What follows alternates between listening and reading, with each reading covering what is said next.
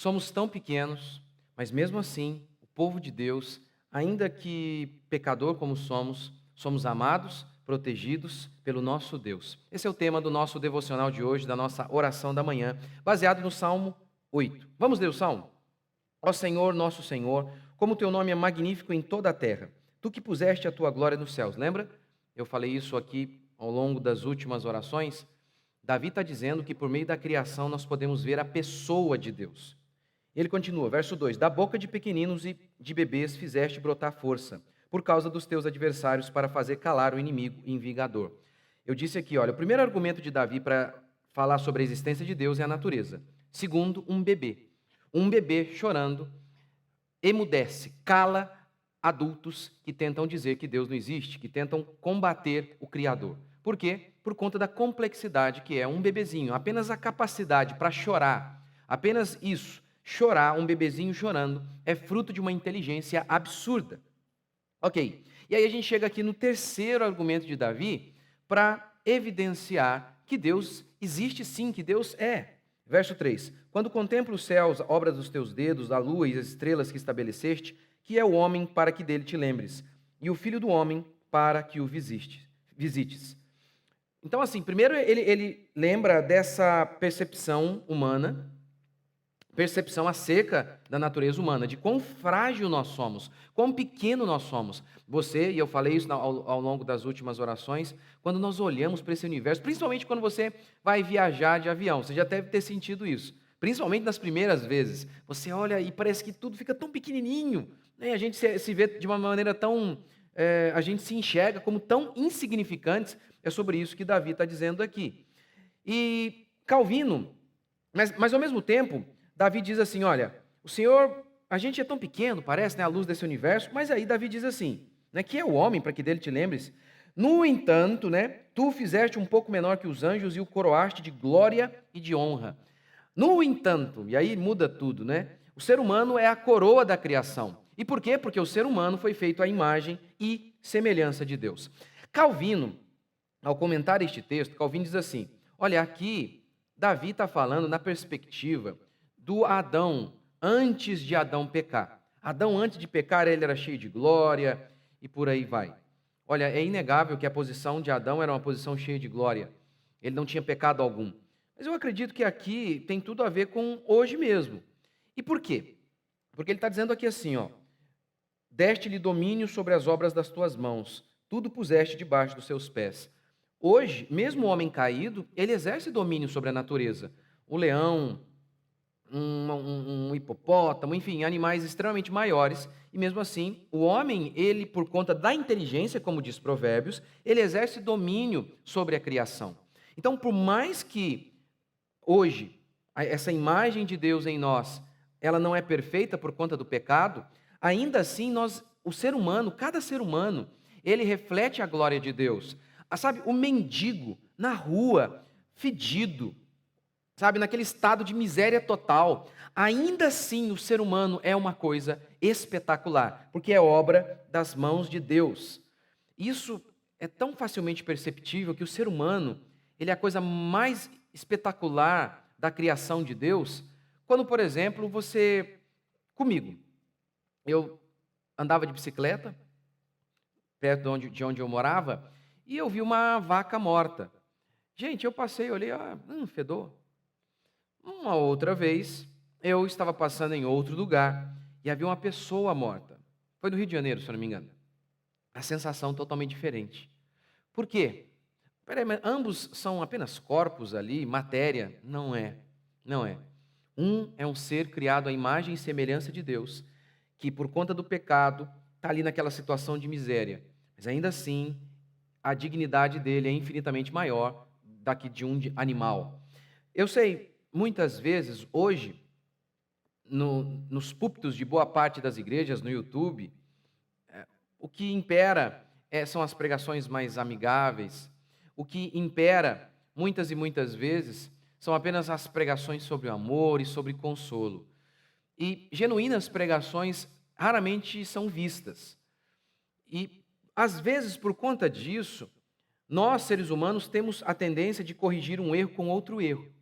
E aí, Já que esses caras falam só de amor e de um falso amor, um falso consolo, porque é falso, então nós consertamos isso falando apenas de pecado e esquecendo que o ser humano, ele é sim a imagem e semelhança de Deus.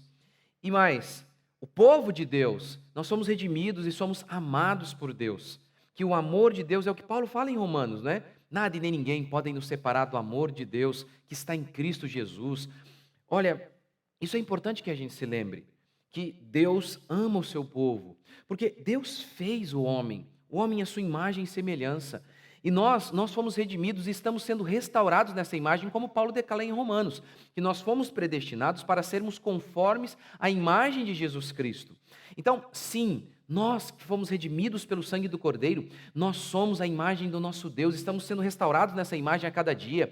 Deus nos ama, Deus tem um propósito nas nossas vidas, e Deus nos ama de uma maneira que nenhum pai neste mundo vai nos amar. Deus nos ama de uma maneira que nenhum homem neste mundo vai nos amar. E não é porque lá fora eles pregam de maneira herética e mentirosa, e a pregação deles existe apenas para anestesiar almas que estão indo para o inferno. Não é por conta da mentira deles que nós vamos consertar a mentira deles, deixando de anunciar o amor de Deus sobre o seu povo, que Deus ama o seu povo, que Deus tem um controle, o controle sobrenatural, soberano, sobre cada um dos homens que estão neste mundo, principalmente sobre o seu povo. Dessa maneira, você que está me assistindo, você que é um cristão genuíno, você que se arrependeu e creu em Cristo Jesus, essa é verdade bíblica a seu respeito. Não deixe que esses mentirosos, eles arranquem essa verdade a seu respeito. Que Deus te ama, que a sua vida está debaixo do controle dele, que nada e nem ninguém podem separar você do amor de Deus, que nenhuma dificuldade é mais poderosa do que o poderoso amor de Deus pelo seu povo,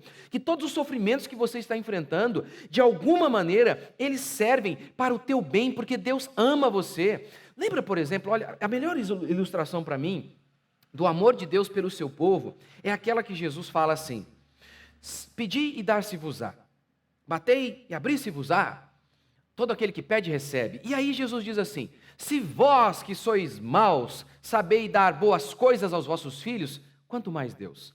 Essa para mim é a melhor figura para retratar o amor de Deus.